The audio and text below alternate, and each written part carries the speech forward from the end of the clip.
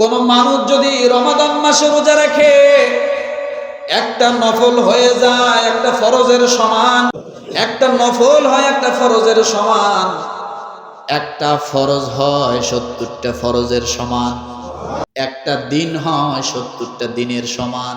তাহলে এবার বোঝেন এক মাসে 30 দিন, কিন্তু আপনি 11 মাস পরে যে রোজা পাচ্ছেন, 11 মাস আপনি সঠিকভাবে আমল করতে পারেন নাই, আপনি সঠিকভাবে নামাজ পড়তে পারেন নাই, আপনি সঠিকভাবে ভালো কাজগুলো করার ইচ্ছা থাকার পরেও পারেননি।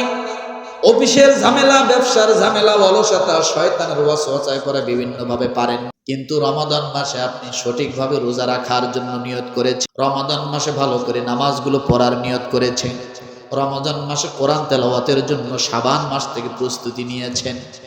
আপনার জন্য রমাদান হবে একটা মাস কয় মাসের সমান?